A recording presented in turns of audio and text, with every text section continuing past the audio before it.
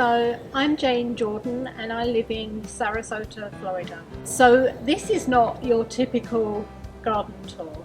This is a post-Hurricane Milton garden tour, and we were right in the path of this storm.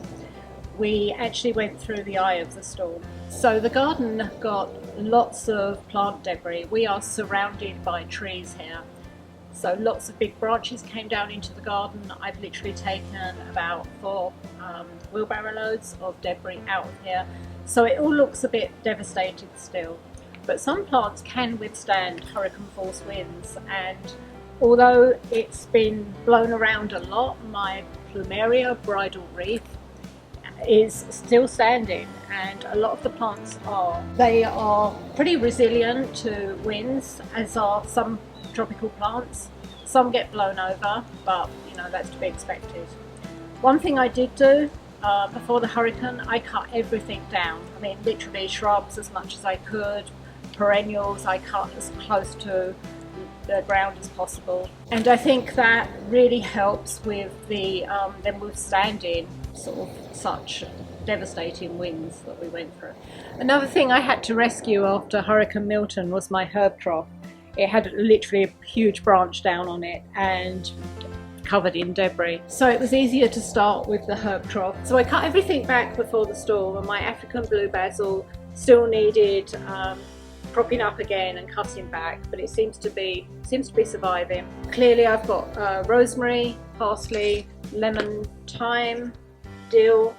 I have a plant cabana here over my mint because in Florida the intense heat, herbs actually do better with some partial sun rather than full sun as you would grow in England.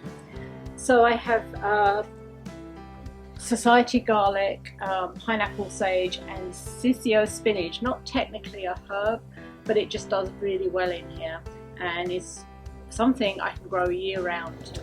So this is my elderberry that was beautiful. It was full of white flowers and just lush, and you couldn't see through it. And as you can see what the storm did, this has been ravaged. I did cut this one down, but obviously not enough, so it will come back. I mean, already it's got, I can see at the ends, it's got some new growth. One thing I should say, my garden is still under construction.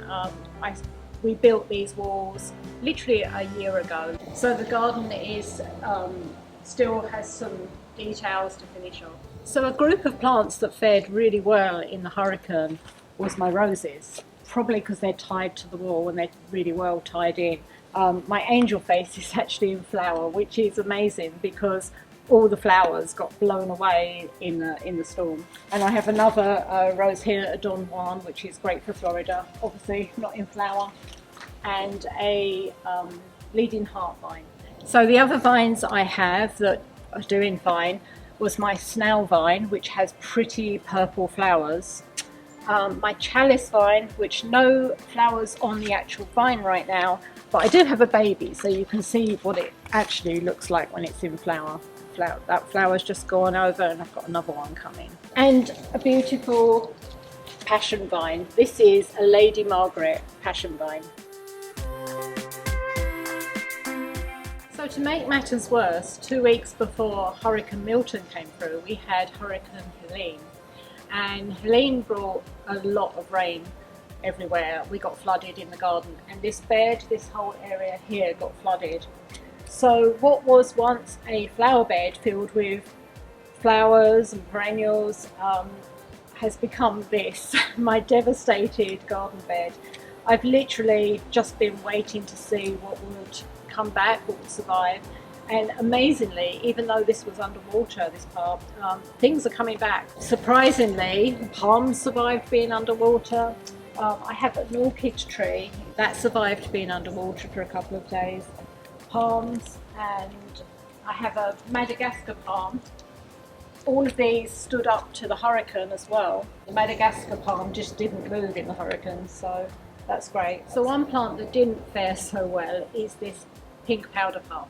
This was beautiful. This was much bigger, full of beautiful flowers, and I did cut it back before the storm, but it actually got blown over, so we've staked it again, cut it back again, and it's still got some dieback, so I'm really hoping that it will just recover from the shock and come back to life. So this is the bed I've been working on, mainly cleared most of the debris from it, and actually, amazingly, although the palm fronds got, as you can see, they just got shredded, I've got new ones coming up.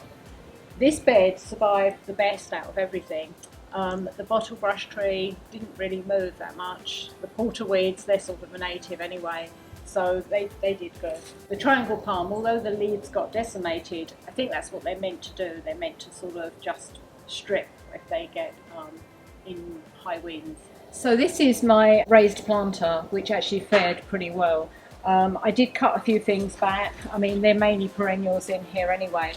But the crown of thorns and the crotons, and I have a small blue daze here, which is a ground cover anyway, so that doesn't get really bothered by high winds.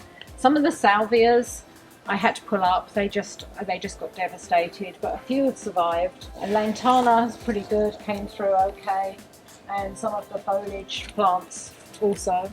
The Asian snowbush at the back came through really well, didn't get bothered at all.